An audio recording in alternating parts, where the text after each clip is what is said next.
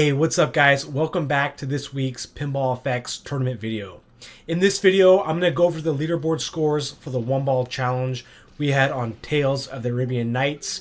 I'm going to talk a little bit about it, what I experienced, what you guys told me in the comments, and just give a little bit more information that I found interesting while playing the table this week. And then coming up for this week's one ball challenge on Williams, we'll have a one ball challenge on Creature from the Black Lagoon. So we're still sticking with Williams tables as promised. There's only a few Williams tables left that we still have to do the one ball challenge on. So we'll continue and finish up the Williams, and then we'll think about what we'll do on from there. But still a lot of Williams left. And so let's talk about this one ball challenge on TOTAN. All right, so the reason I chose Tales of the Arabian Nights is because the week before, if you remember, we played Theater of Magic. And so Theater of Magic and Tales of the Arabian Nights were both designed by John Popadiuk. And on his tables, one of the things that he really likes to include are these toys that you can hit, these interactable objects. So on Theater of Magic, you had that rotating magic chest. On Tales of the Arabian Nights, you have that blue genie that you can hit to start the different tales. And on Tales of the Arabian Nights, there's I think 7 tales total, which are basically missions that you complete to collect jewels. And once you have enough jewels, you can basically get to wizard mode and try to save the princess from the evil genie. But what you'll notice from Theater of Magic and Tales of the Arabian Nights were a lot of similarities, not theme-wise, but you know, when you're playing a table from the same designer, you're always going to have some similarities. You'll notice that some pinball designers like to do certain things that kind of make them stand out. Like, you'll know, for example, if you're playing a Steve Ritchie table, if there's a lot of these figure 8 loops and fast gameplay. You'll know if you're playing a John Popadiuk table, if there's these interactable objects on the playfield, these toys, toys that are visible or toys that pop up from underneath the ground, like in Circus Voltaire, where you have the ringmaster popping up from the playfield. You also have the pop bumper, the boom balloon, right? So as you play pinball and you realize who designed each table, you're gonna get a feel for each designer, and you're gonna kind of know what the designer likes to do on their tables, right? It's very similar to like movies and directing, right? So you watch a movie by one director and you know his style, right? How he likes to shoot his his film, right? You know the filmography, you know the cinematography.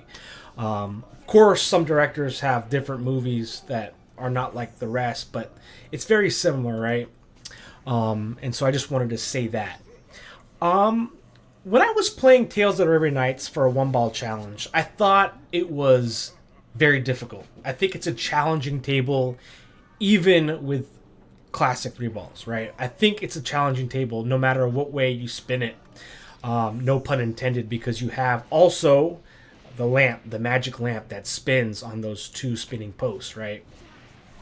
So that's another toy that John Popadiuk included, which is really awesome on this table because theme-wise, rubbing the lamp, spinning the lamp really, fits with the theme.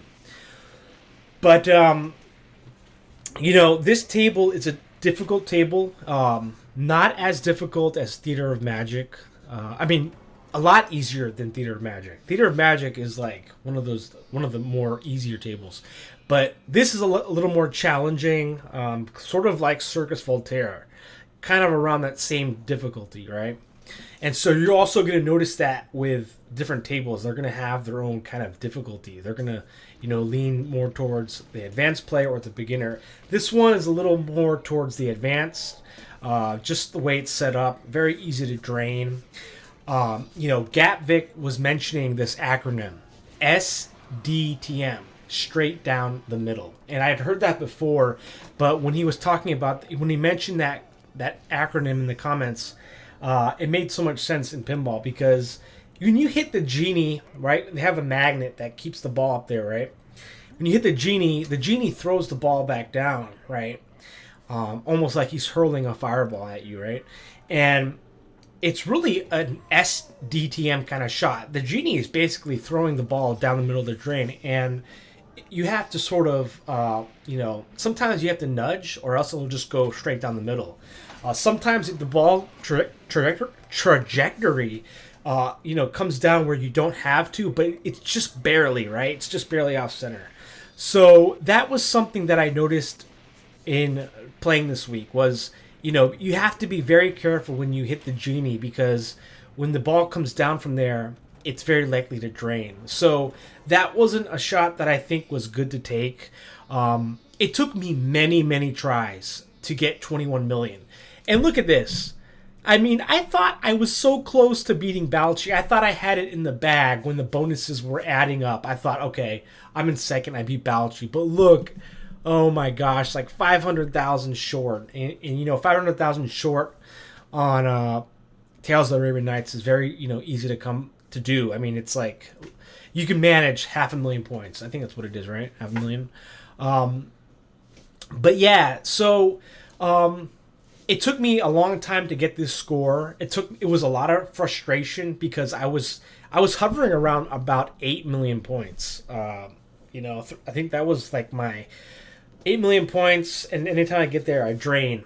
And so how I got my score was spinning the lamp, making a wish to get 3 times lamp scoring, and then I got a multi-ball. I got one of the multi-balls where you hit the genie for jackpot, and then you have to hit the loops to relight it. And so I was able to do it, but it took me a lot of patience. And I think that's something that when you play a table as difficult as Tales of the Arabian Nights on a difficult one-ball challenge, it kind of, pinball and these certain tables kind of test your patience.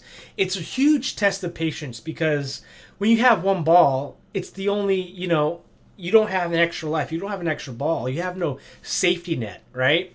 And so it's like, you have to kind of play patiently as well because you don't have time as a limit. So you got to kind of play with patience. And when you play a difficult table like this, it's really a test of not only your skill, but your patience. I mean, how well you can manage, the frustration, because it's going to be there, especially on tables like this. And I found that out as I was playing. The one thing that I did enjoy about this table was there was many things to do to get points. Like I was trying out different multi-balls. I was trying out hitting the bazaar for different awards, spinning the lamp, making a wish. I was trying out, collecting jewels, going for the jewels, maybe trying to save the princess, hitting the orbit shots, the tiger loops, the fireball award, right? And so that's the one, saving grace of this table is that there are many things to figure out, many different kind of multi-balls, different hidden locks, secret locks, which make it fun to play. But it's also very easy to drain. And what's kind of frustrating and funny is that this table has what they call the shooting star on the in lanes, the left and right in lanes, where you have a shooting star where these vertical magnets, these vertical like pillars hold up the ball that keep the ball from draining in the out lane. And so that was something that felt like a magnet save, and it was always nice to have because without those, the shooting star vertical magnets, I think the ball would have drained a lot more. But you had that thing, and that's pretty much the only thing, the only saving grace because there's an extra ball. But I would say, for me, what worked for me personally was spinning the lamp. Spinning the lamp is very dangerous because of where it's located, but just hitting the pegs that the lamp is sitting on. If you can hit the pegs, get a good spin going, you get a lot of points that way, get 3 times lamp scoring. and just cradle the ball and then just hit the pegs again and spin the lamp. But it gets very tense because as the more you spin it, you hear the announcer spin again, spin it again, spin it again, and it can be very easy to drain. So it's it's kind of like a cheap shot almost. But yeah, just a very cool table overall. I enjoyed finding out some of the the Easter eggs with that cow. When you hit the bazaar 3 times, you press both flippers to skip the animation, and on the 4th time, you're going to get the cow worth 1,000,000 points. Dracky was wondering if you could, basically spam that move, and I'm not sure. I haven't tried, but that would be an interesting thing to kind of figure out through trial and error. But let's go over the scores right now. So this was a closed tournament, and I like closed tournaments as well, just because I can shout out everyone. I know everyone in the tournaments, and congratulations to our first place winner, Gap Vic, with 83 million points. That is amazing. And so Gap Vic told me in the comment section early in the week, because I think he got this high score early in the tournament. He was just going for the lamp, and I think he got a lot of points through the lamp, probably even a multi-ball. And, he was just talking about how he played this table in the early 90s. And I have yet to play this table, but I'm always checking the Pinball Map app to see if it's available. And if it is, I'm going to make my best effort to go and play the real thing, because I love to look at the playfield. I love to look at the Genie toy. For my VPX players, the Flupper version is a beautiful version, probably the best one out there. It's like a 4K version. It looks awesome, looks amazing. But congratulations to Gapik for that first place score of 83 million. Well deserved. And in second place, my arch rival, Balchi99, with 21 million points, 547,000. And so Balchi also had that score for a long time in the tournament. It didn't really change. He was in second for a long time. He was at first at one point until Gapvik joined. But that score pretty much stayed the same. Didn't really notice too much shifting around in terms of scores. It seems like it's one of those tables where you reach a plateau really fast and you just kind of plateau out.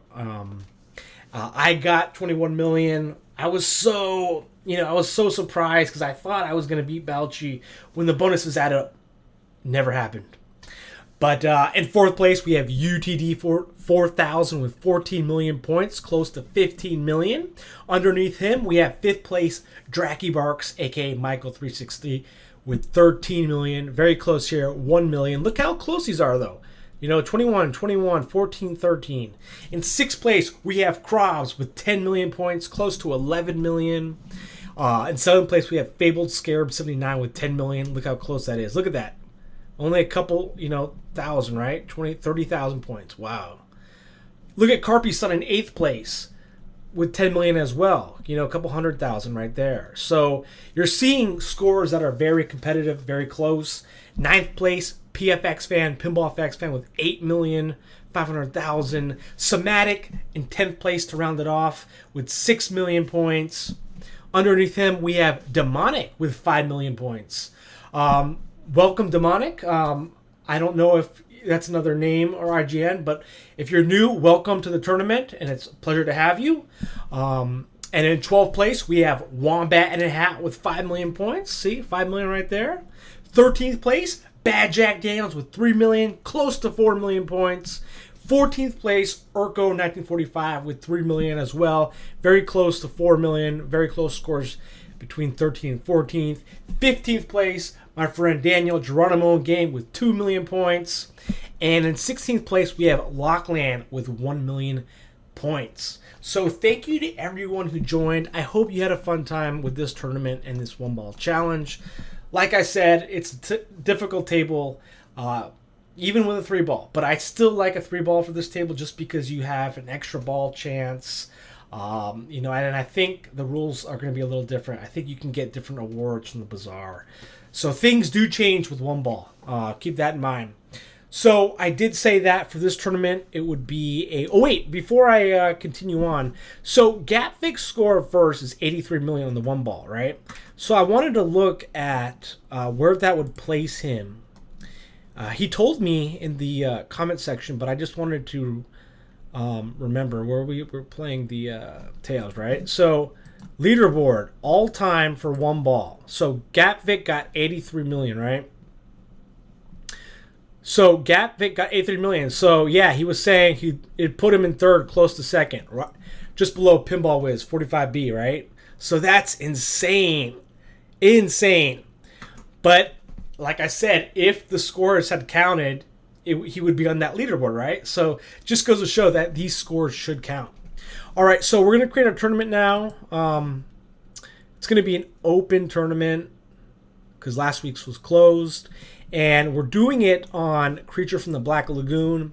The reason is because I think this is a really awesome table for a one ball. I had a one-day tournament on Halloween Day, but it was only like a special one-day edition. I kind of want to go back to it and see how it is for a one ball because I've played 5-minute and of course 3 balls. So it's a really kind of cool table where you're gonna want to hit the middle shot, I think, to move your car. But you also have different things to aim for, the snack bar, stuff like that. So let's go here. Let's select this. It's gonna be public, and we're gonna do one ball still. Public, one ball, unlimited attempts, 6 days as per usual. Okay, so public, one ball, unlimited players, unlimited attempts. 6 days. Okay, so all right. So this is the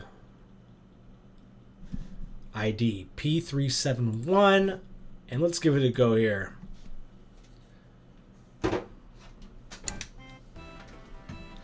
And also, something else I want to say is that if you guys are hosting any tournaments right now, just let me know in the comments section. Just let me know wherever you let me know on Steam or whatever.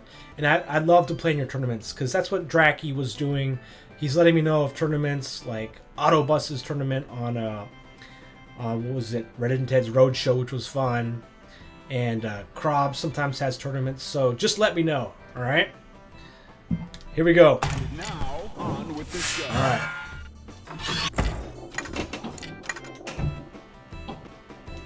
Okay.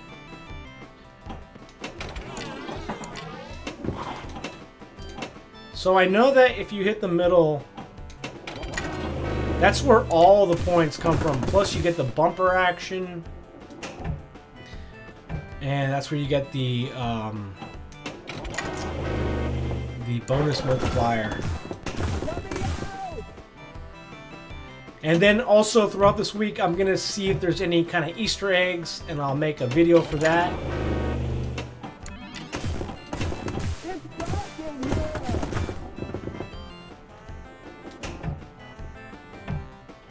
This is also another table that I would love to play in real life. But it seems like the strategy might be just doing this same shot. And I don't know if that's going to turn out to be fun or boring. I mean, I think it's good practice. But I wonder, is this how people play this table IRL? Like, is this like the one shot? Because like, I'd be curious to see if it's something that, advanced players like do on this table. Because, I mean, look at all the points you're getting. You get a lot of points here. I bet you the scores for the one ball challenge all time are also pretty insane.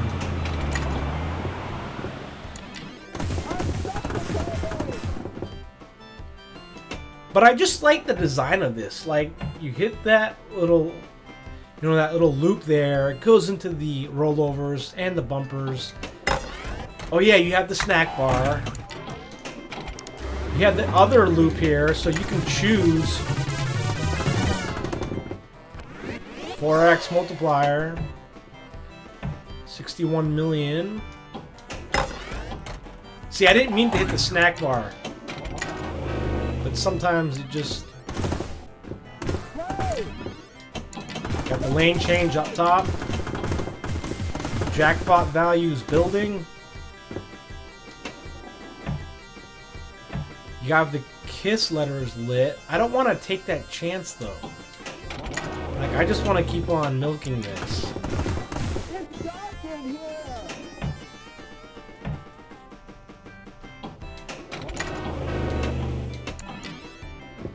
So, 3 more shots to move the car. Okay.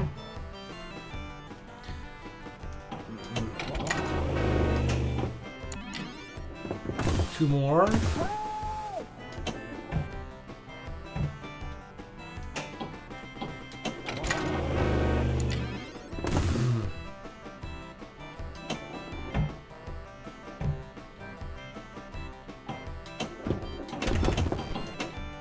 Nope. Okay. Can you imagine though if this was a 3-ball? Like, I bet you the scores would be insane. Like, because if you can get this high with one... Okay, here it is. So it's counting down. There we go. We got it.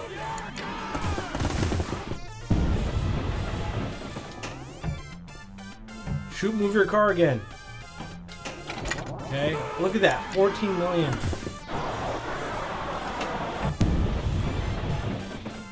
Is it still lit? It's still lit. 20 million. Insane points. More time. Oh no, I could have went again. 120 million. This is going to be a kind of a long video depending.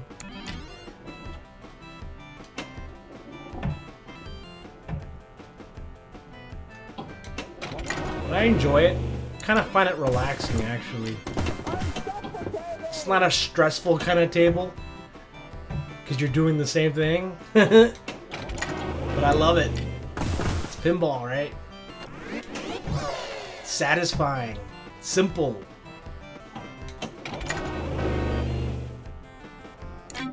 Oh, whoa, what is that? Sneaking bonus? Okay, this is weird now because when it's on the other flipper, you gotta be careful. So, 2 more at 21. Like, I want to go for other shots as well, but it's just like I'm having too much fun doing this. Okay. Does it move your card time? Here it is. Yeah, it is. Here it goes. Gotta make sure it's cradled, though.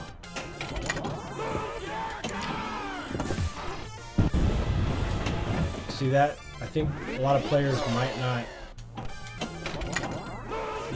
not wait for it by cradling. Like there.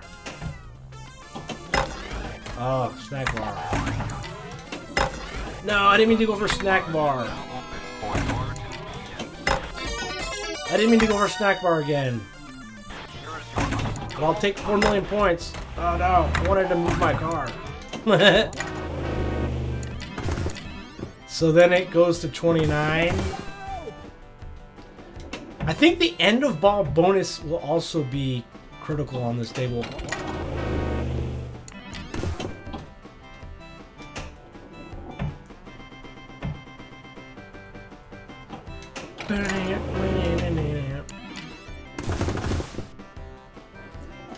Hope you guys don't mind if this video is a little longer than usual.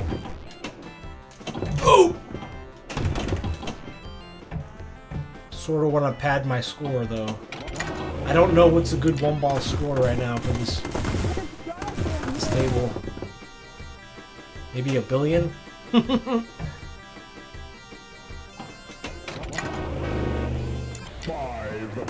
Oh wow, that was epic. 5 million. No, no. Nope. No! That's one thing.